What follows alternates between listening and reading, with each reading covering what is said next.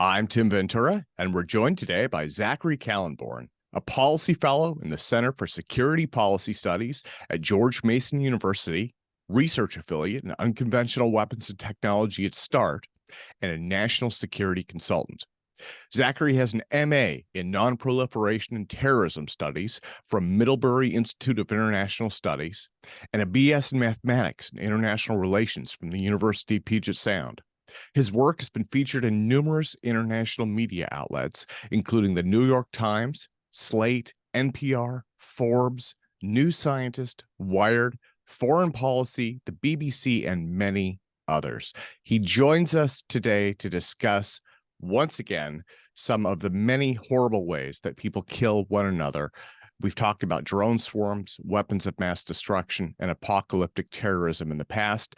Today, we are talking about existential terrorism. So, Zach, welcome back, sir. Thank you so much for joining me.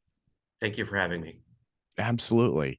Our topic is actually from a paper that you're publishing in the European Journal of Risk Regulation. It's called Existential Terrorism: Can Terrorists Destroy Humanity? So it's a big picture idea, right? As big as it gets, probably. So I just want to make clear that this is still in pre-publication, right? It's not out yet, but from what you've told me, it's already getting some media interest. And I'm wondering if you could give me kind of a brief introduction or overview about what you're talking about in it. Yeah, so as you mentioned, it's pre-publication. We're in the process of finalizing those details, and hopefully by the time this podcast goes up, we'll actually be able to share, the full article. Yeah, we've got some great attention, both Forbes and Newsweek, that I'm really excited about, and hopefully some others to come. So yeah, the pretty much the title sums up the gist of the paper. We asked the question, could terrorists destroy humanity? That's essentially the gist of it. And unfortunately, the answer that we come to conclude is yes, that actually is quite possible. The good part, I think, and we'll get into all these details, of course, more fully, but the likelihood we think is actually quite low. There's a number of specific contingencies that have to come together for that to be plausible for terrorist group, small number of individuals with probably limited capability, both in terms of know-how and resources, to actually create that level of harm. But we do conclude it is in fact possible. Okay. Well, this idea of existential risk is getting a lot of attention right now as topics like AI join existing threats, right? Like contagious disease, nuclear weapons, global warming, asteroid impacts, and lately, maybe even alien invasion. So, I'm wondering what your thoughts are on seeing this term making the rounds once again, right? Again, this time I think ChatGPT is the latest bad guy of the day. And which of these concepts, I guess, worries you the most? Mhm. Yeah, I think it's understandable that existential risk has gotten so much focus. We're coming off of COVID-19, where we have this massive global pandemic causing massive amounts of harm. So, people are naturally thinking about, the sort of end of existence and the potential things that can cause massive, massive levels of harm. And of course, we see that as well with artificial intelligence. And although I'm not particularly nervous at all about ChatGPT taking over the world and making massive destruction anytime soon, it does certainly illustrate sort of the broader trend and advancements of artificial intelligence and that potential for artificial general and artificial super intelligence. That is, artificial intelligence that can do everything that humans can do and do so much more effectively from intellectual capability. And I think there are genuine concerns about that, about when it comes to existential risk and the potential future of humanity and what that means for it. In terms of what actually worries me the most, I find it really tough to make any firm judgments about that.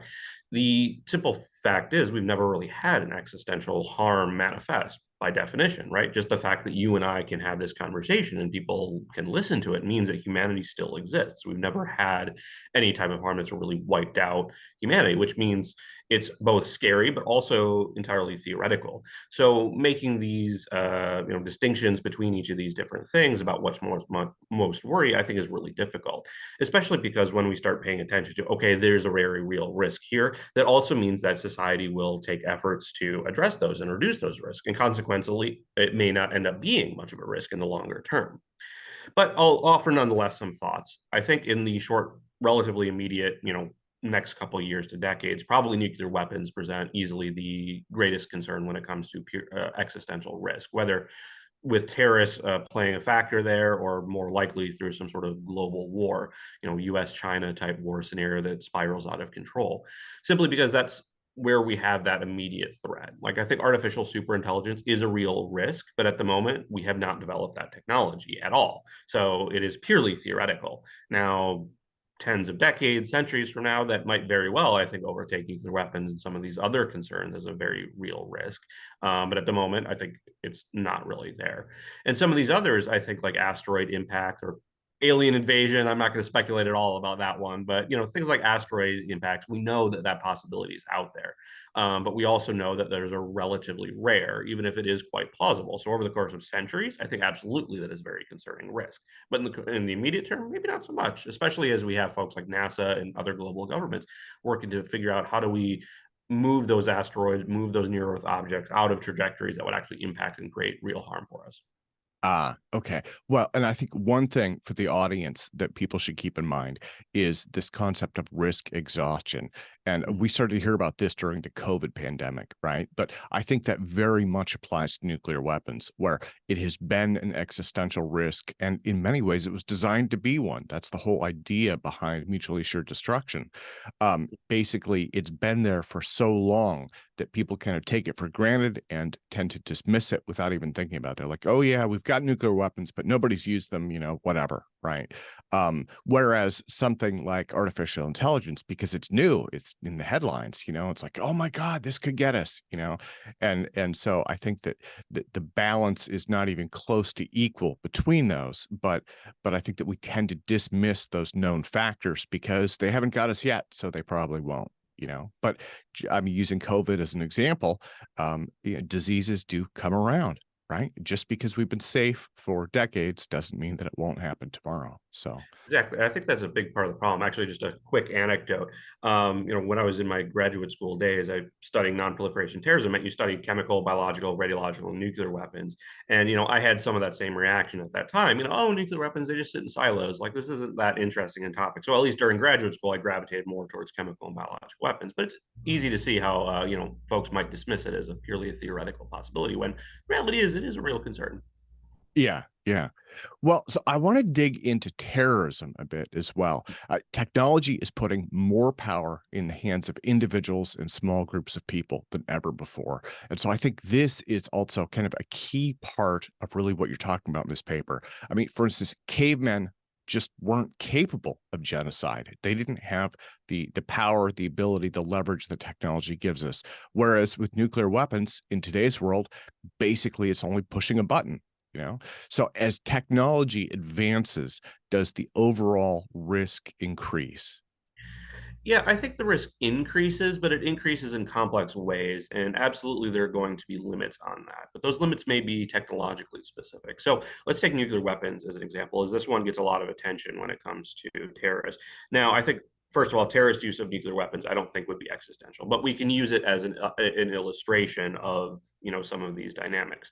So with nuclear weapons, part of the challenge is that you need large amounts of enrichment capability, basically to get your proper enriched uranium or plutonium to the right appropriate levels to the particular version of those uh, materials. I'm blanking on the more precise term, but you know, you require a significant amount of technological capability, and that's something that terrorists don't really have. In fact, even states kind of struggle with this. That's been the entire debate and discussion over Iranian's nuclear program. The Iranian nuclear program has been their enrichment centrifuges, where these require massive facilities. Those are really hard for terrorists to get. So even if technology sort of increases, it may not necessarily get to a point where I can create a nuclear weapon and in my backyard. I think that's pretty unlikely. I think there are physical limits on what you can actually do, but it still is easier. Now, the problem is with some of these other technologies, particularly ones where we don't really know actually where the limits are. So if we talk about artificial superintelligence, that doesn't exist yet. So we can speculate about what some of those limits and some of those requirements are. Things like, having massive data storage systems, ultra supercomputers as well as a bunch of specialized code, that type of thing. But the reality is we don't actually know what those limits are and where they'll look at. And that's especially concerning when we talk about, say, biological weapons and the concerns there, because we know many of those barriers are going down, particularly with some of these developments in synthetic biology and genetic engineering, where you have folks that you can synthesize new types and very deadly agents without necessarily requiring a significant amount of capability. Now, that's not enough to start a massive biological weapon release that creates a contagion pandemic that kills everyone, but it does mean that the barriers to that are significantly going down in a way that I think that's significant. And likewise, I think it's important to remember that risk may also go down, because you have to remember that it's not just terrorists acting in a vacuum. There are also global governments who are working to combat these things. Some of these same advancements might also be useful. You can imagine using artificial intelligence, for example, to help manage intelligence data to try and filter through to get better understanding of what these terrorist organizations are doing, and therefore more effectively countering them. So it runs in the opposite direction as well. I think with these new technologies, there are absolutely new concerns that are worth worry. Yeah, yeah. Well, and again, when I was reading the article, CRISPR came to mind, right? I mean, especially in terms of contagious disease, where people are able to do things in a small lab that they simply weren't able to do. And 3D printing, I guess, might be comparable as well. Although definitely 3D printers aren't going to be an existential risk. But that idea of smaller tools that give people new capabilities and give people more powerful capabilities than before. So now I want to dig a little bit into some of the motives as well, because in the paper you described an apocalyptic cult. I'm going to mangle this term. It's Aum Shinrikyo, I believe. And so they carried out terror attacks in Japan, if I remember right, with the goal of inciting an apocalyptic war. For me, it reminded me of that line from The Dark Knight when Alfred says, "Some men just want to watch the world burn." So is that the motive, do you think? I mean, Aum Shinrikyo is a little bit complicated. I think it's plausible that there's elements of that, particularly in the head of their cult, Shoko Asahara, who seem to have some elements of like sociopathy, that type of thing, that sort of just desire to, you don't necessarily feel that sort of empathy. That said, I'm not a psychologist, so I won't make any definitive claim on that. But some of the things, like, he's growing up, he was a significant bully, he was extorting people, he was doing a number of pretty questionable things. And in part, perhaps all this really was just his own personal desire to sort of, create power. That said, there were certainly strong ideological elements. They did have a developed belief system that was based in a number of Shinto traditions in Japan. I think there were some Buddhist elements as well. I believe they also did a number of yoga practices. I believe drawing was more of a Hindu thing. That goes a little bit beyond my personal understanding of some of the religious background. But nonetheless, there was a developed ideology there.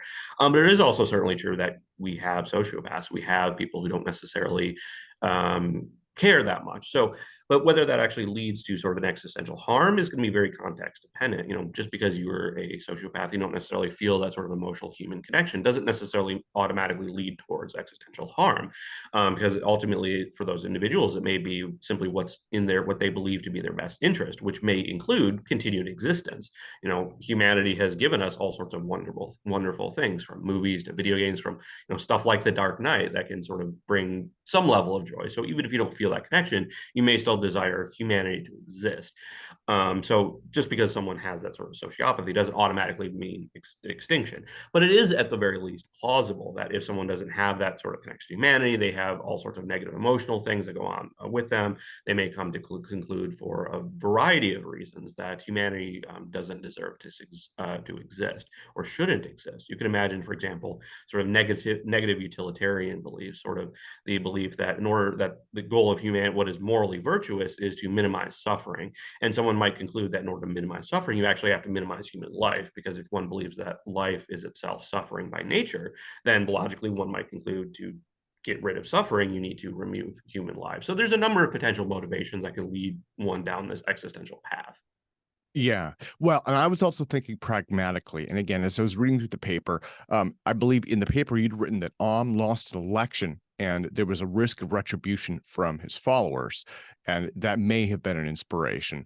And that kind of got me thinking. I mean, you've got, in terms of apocalyptic cults, you've got David Koresh and the Branch Davidians, Charles Manson, the Tate LaBianca murders, Marshall Applewhite and Heaven's Gate, maybe Jim Jones in Guyana would apply here. And in several of these cases, these cult leaders, they make predictions, they have an ideology, many of them set dates for, whatever they think will happen. And not surprisingly, those dates come and go and nothing happens, right? And so when these cult leaders, when things start to turn on them, that could be a point, like in the case of Aum Shinrikyo, where they say, okay, we need to take action, right? And that might contribute to this existential risk. Yeah, absolutely. And I think those group dynamics are particularly important. That's something we've noticed within the Aum case, where you have Shoko Asahara is absolutely a very charismatic leader, being able to convince folks to give up much of their livelihoods, and that's common with cults in general, even if they don't necessarily follow that sort of apocalyptic line of thinking. But you see those sort of group dynamics happen as well. Yeah. Like Aum, for example, was increasingly isolating both their individuals as well as sort of their group of society. Your entire life is dependent on the cult. And so that makes it much more easy to manipulate some of these individuals. And even if not cults aren't necessarily apocalyptic, we certainly have apocalyptic views have been in existence for Yeah. centuries, millennia, even potentially tens of thousands of years. I mean, some early Zoroastrian ideas had strong elements of apocalyptic belief. And I should say strong elements only because I'm not too familiar with the details of Zoroastrian belief. I believe, in fact, that they actually had some strong apocalyptic views.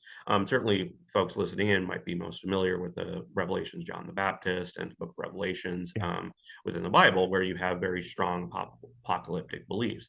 But I think we have seen a bit of I don't want to say resurgence. I think that's a little bit too strong, but certainly a very strong interest in apocalypticism and sort of existential belief over the past, decades to centuries, as we've, have now the turn of the millennia. It's 2000, which has some degree of symbolism about it. And I think also apocalypticism also is very much related to sort of anxiety about social change and sort of structure in society. We look around, we see wars in Iraq, we see the attacks in September 11th, we see shifting social changes, we see all these concerns about the news, about climate change and all these other things. And so you get that sort of fear about the future that sort of leads into this sort of apocalyptic belief of, okay, maybe this is the end times. We're seeing all these horrible things, and, it's feeding into and encouraging that type of belief. Okay. Well, and so I want to differentiate folks like that from Osama bin Laden. Now, from what I understand, in the case of bin Laden, his approach to terrorism seems like it was more about fear than damage, right? He wasn't trying to destroy the entire human race. I don't even think he was really trying to destroy America in general. I mean, September 11th killed over 3,000 Americans, but from what I've read, his intent was really to scare America into acquiescence, right? And I think there was probably also an element of kind of a counting coup where he was able to say, look, we got a blow on you. You're not vulnerable. Stay out of the Middle East and meet our terms or something along those lines. Yeah, exactly. Osama bin Laden absolutely did some incredibly horrible things. No question about that. But it's definitely, or it's far from clear, and there's certainly, I have no reason to believe that he had really a strong apocalyptic worldview. That is, he was particularly concerned about American influence in the Middle East, seeing particularly the close relationship, for example, the Kingdom of Saudi Arabia and the United States, where Kingdom of Saudi Arabia called on the United States to provide security and support against Saddam Hussein in Iraq. Instead of the holy fighters, the Mujahideen that had fought against the Soviet Union in Afghanistan and successfully fought them off. So Osama bin Laden was very interested in some of these concrete world things. Now, he was interested in a broader return to sort of Islamic tradition and faith, and sort of returning to the early days of Islam. But he certainly was not interested in sort of wiping out humanity. He was not and consequently, the types of attacks that we're talking about in this paper are very different than the types of attacks he might be interested in. I can't imagine a world in which Osama bin Laden wants to say redirect an asteroid to create a massive collision on Earth to wipe out all of humanity. It doesn't make sense, because if you have this sort of this like total Islamic state that's sort of controlling everything, humans still exist within that world. So it doesn't necessarily make sense for him to do that. And that's similar to, a wide variety of terror groups who clearly have no interest in apocalypse views. Talk about sort of anti-abortion bombings, that type of thing. Like that's clearly not an existential harm because they're very interested in a specific policy change and not that sort of widespread harm. Yeah, absolutely. So, this again, what we're talking about today, existential terrorism, definitely a specific person with a specific worldview, probably an apocalyptic approach, but it's not going to be something that every terrorist group out there, is looking at. Now, I want to flip this around a little bit. And I'm jumping around on my questions, but so one of the concerns though is a totalitarian government could use this idea of existential risk as a tool for cracking down on groups and ideologies that they consider antisocial, right? And I believe in the paper you mentioned briefly the Reichstag fire as could be, one example of this, or maybe taking something like a political riot and labeling it as an insurrection in order to arrest and suppress political rivals, something along those lines, right? Where these risks do exist, but by inflating them, then it could become a tool to basically just get rid of folks or groups that you don't like, right? Yeah, absolutely. When we talk about existential harm, like if we think about sort of like a utilitarian calculus, okay, how can we protect the most amount of people with the least amount of work? Existential harm very quickly goes up to the top of the list because you're talking about literally the existence of humanity. So you can imagine that being pretty easily used as rationalization for all sorts of pretty terrible things, including like authoritarian governments. We saw that, for example, in the Ukraine-Russia conflict. Russia was justifying much of what they're doing. Well, this is denazification. We're, Yeah. doing this anti-terrorism operation. We're concerned about Ukrainian biological and chemical weapons, which, in almost all those cases is just utter nonsense. But certainly to the degree that people have these concerns, you can certainly imagine nefarious regimes sort of using that absolutely as a concern. Okay, these are a secret existential terrorist that they're trying to, do some massive harm. Therefore, we need to take them out. We need to wipe them out. And I think that's a added challenge when it comes to some of these groups. So if you look at Aum Shinrikyo, so their history is very different than your traditional terrorist group in that like they started out primarily as actually a religious organization. Primarily, they were certainly they had some very questionable practices, but they were a authentic religious organization. At the time, they were even standing for election. So arguably they're a legitimate political group. Now that kind of ran out the door when they started killing people, and then obviously when they carried out some sarin attacks in the subway. But that creates a challenge, just because these are not traditional terrorist groups. We can't necessarily see them that way, and so there is that real concern that sort of nefarious bad actors might try to exploit those concerns to justify more significant harm. Hmm. Well, and again, Aum Shinrikyo, so that was sarin attack. The idea, though, was they were hoping to start an apocalyptic war with it, right? And that was the existential threat part. And so some of the other threats that you might run into are, I mean, again, these have to be something that a human is capable of, right? But like bioweapons, certainly, contagious diseases, probably things along those lines, something where a person could trigger it and there would probably be a runaway effect. Nuclear weapons, certainly.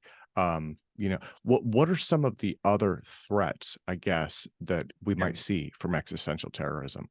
Yeah, so we generalize to sort of three rough categories. So we think about, first of all, existential. Well, I guess I'll summarize first. We have existential attack, existential spoilers, and then systemic harm. So your existential attack is essentially your movie supervillain type thing. Yeah. Your terrorist acquires a genetically engineered pathogen and then spreads it all throughout the world. And it managed to spread sufficiently fast and not kill everyone quick enough that it can spread all over. And you sort of get that die off that way. So then you have existential spoilers. The idea here is that rather than sort of creating that virus, creating that sort of super weapon type thing, your terrorist attempts to solve other existential harm. So the example I particularly like is you have this planet killer asteroid coming in, and we know it's coming in, and it's broadcast and published everywhere, and people are talking about the news like, oh my god, what are we going to do? And so NASA launches a planetary protection mission to deflect this asteroid, move it out of the way so that it avoids the Earth. And so what the terrorist group decides to do is carry out an attack to delay or prevent that mission from actually going through. You take a bombing run at NASA's launch site, something like that. And so rather than actually causing the existential harm, they're preventing the solving of a separate harm. So it's a slightly different thing. And then the third one is creating systemic harm. The idea here is that rather than sort of seeking existential harm in and of itself, the terrorists create so much harm to society that it prevents society from sort of solving other existential problems. So this is where you start getting an Osama bin Laden type thing, where the amount of attention that was given to terrorism over September 11th, although I think was in many cases justified. You could imagine sort of a super version of September 11th, where the United States sort of for some whatever political spiraling ends up taking huge amounts of attention, massively more to terrorism, and stops paying attention to other things. And so they stop worrying about that asteroid coming in. They stop worrying about extreme versions of climate change or nuclear war or something like that. Or the United States starts a nuclear war to counter terrorism, firing off a nuclear weapon into Pakistan, China, something like that. Now, I think those are not necessarily likely for various reasons. There's obviously tons of complexities there, but those are all potential ways that a terrorist can create massive amounts of harm without having huge amounts of capability. Yeah. Yeah. Well, and the other one that you did mention in this paper, and I believe that you'd said that this appeared in the literature and you weren't sure exactly if this qualified, was basically a stable totalitarian government. And in something like that, humanity continues physically, but mankind is basically prevented from reaching its full potential. So I had to kind of give some thought to how, what kind of a description that would be. And at first I was like, oh, the Matrix, right? Obviously, where humanity is plugged in and they're slaves, and so we're still here, we're still breathing, we're still to some degree thinking, but we're trapped, right? And as I thought about that, I have a 13-year-old daughter, so then my thought immediately said, oh, well, TikTok, that's even more realistic. Yeah. Yeah, so that's a complex one. So there is definitely debate in the literature about whether totalitarian governments would be considered an existential risk. The issue there is, like, technically speaking, humans continue to survive, and which also means the potential of sort of overthrowing that government. It may sort of fall, that type of thing. So whether it's truly an existential risk is debatable. The idea in those who I think do believe that it should be considered one is essentially that this totalitarian government essentially prevents all of human thriving, which means that you can't respond to the inevitable asteroid coming in or, well, the inevitable sun exploding billions of years from now. And it also is concerned about sort of the future of humanity and the ability to sort of thrive and continue our existence. But there is debate on whether that should be considered existential. But if we assume for the sake of argument that it is, certainly the Matrix is an example of what that might look like. That said, obviously, the level of technology to sort of do this sort of massive delusion for all of human society is pretty difficult. And certainly, I would not expect that to be created in the true Matrix sense anytime soon. That said, there are certainly no shortage of folks throughout history who've had totalitarian ambitions. Adolf Hitler is a pretty clear example of that. Like, okay, what happens if Adolf Hitler had actually won World War II and managed to take over society and take sort of a global totalitarian establishment? That is certainly a very plausible scenario, if unlikely. So there, where you would get that is sort of you have a terrorist group that sort of holds that type of belief and is carrying out attacks in support of that broader ideology. Obviously, you need to have a number of things sort of go wrong, as it were, or go right from the terrorist perspective to make that happen. But from a TikTok perspective, I'm not sure I would be too worried about that. It might be a facilitator of sort of spreading some of those conversations and ideas of the sort of terrorist ideas, but not sure it's going to be a government anytime soon. Yeah, yeah.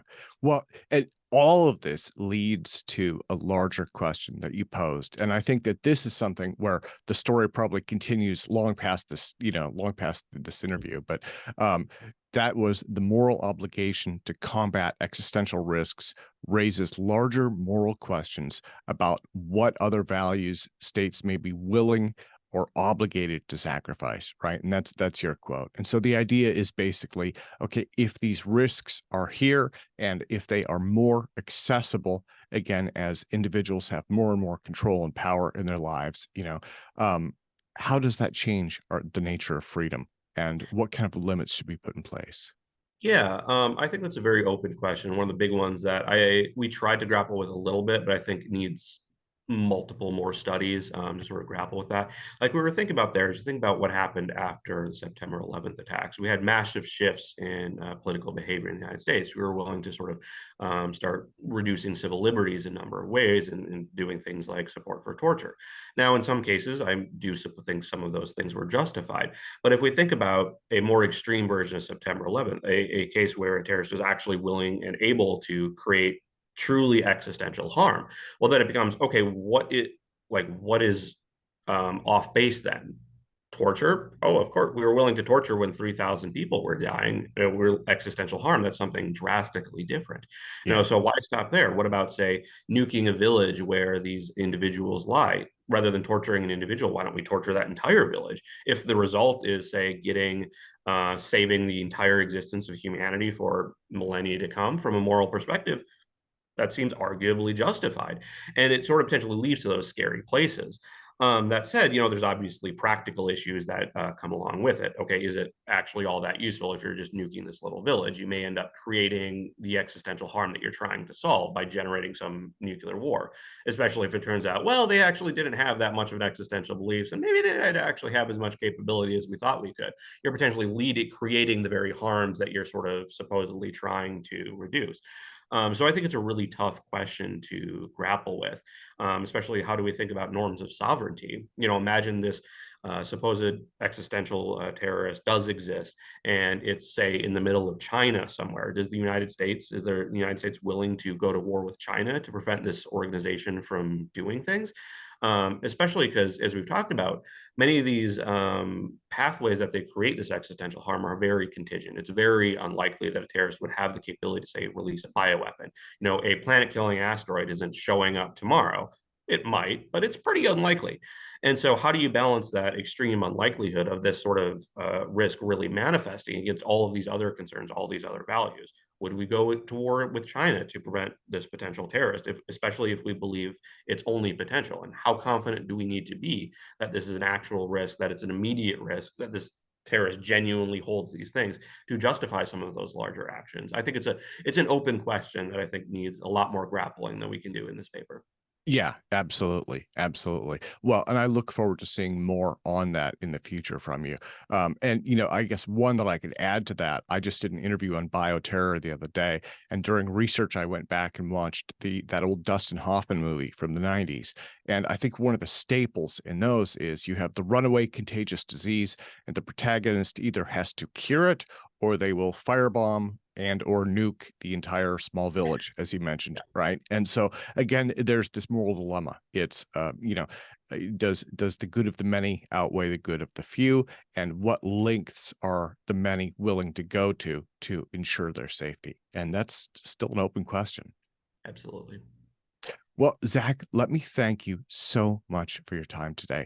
And I want to close by asking, where does this idea, this topic, this paper go next? Do you have more plans to write on this in the future? Or is this going to be something that kind of percolates as, as the headline cycle, moves forward? We see more with AI and things like that. Yeah, we definitely have more plans. The problem is I have too many projects I want to work on that I have time in the day. But this is definitely on the agenda. I'm hoping to explore a few things. I think that question of sort of how do we deal with this problem is a really interesting one, and something I've already started fleshing out some of the ideas about how we think about that. Like how do we do sort of counter existential terrorism? And I don't know that we necessarily need to like completely throw out the book. It's still a terrorist group. We can think about it in some of the same ways. Do we kill them? Do we arrest them? How do we prevent their sort of ideas from spreading farther? How do we deal with that? But there's some of those unique things to tease through, like those sort of moral questions we hit at. What are we willing to sacrifice in order to counter this threat? Beyond that, I think one of the larger things I hope to explore is sort of rethinking how we think about sort of extreme forms of terrorism. It strikes me as that, like, over the past couple decades, pretty much since 9/11, but a little bit before that, or extreme form of terrorism is very much focused on sort of weapon of mass destruction terrorism using nuclear, chemical, biological weapons. And those are absolutely concerns, but I think they really only touch the surface of where the real terrorist risks are, especially over the future. What happens if we start thinking about like drone terrorism, drone swarm terrorism, as we have terrorists employing, potentially thousands of drones at once. That's absolutely a concern. It doesn't fit within the typical nuclear, biological, chemical warfare type thing. Similarly, like some of these spoiler attacks, where a single bombing, if it's done at the right place at the right time to say prevent a planetary defense mission from going off, that's an existential harm. But the actual bombing attack, that might even kill no one. It may just simply delay and draw enough concerns without actually harming a single person, but it may still result in literally the extinction of humanity. So that's a different way of sort of thinking about the terrorist threat. Similarly, the other one that I think is interesting is like, what happens if you have U.S. and China on the brink of war or potentially going into nuclear war? How would a terrorist interact with that to sort of encourage that to happen? That can, again, create potential existential harm, but that's different than your traditional weapon of mass destruction type thing. So that's absolutely, I want to try to think through like, what does the future of high risk terrorism sort of look like in light of all of these technological and political changes? And beyond that, certainly I'm planning on exploring a lot more of, drones, drone swarms, have some other interesting stuff coming out soon on, drone countermeasures. How do we deal with protecting drones against drone defenses? All sorts of fun and interesting stuff. Zach, thank you again so much for your time today, sir. Yeah, thanks again for having me. Look forward to chatting again soon.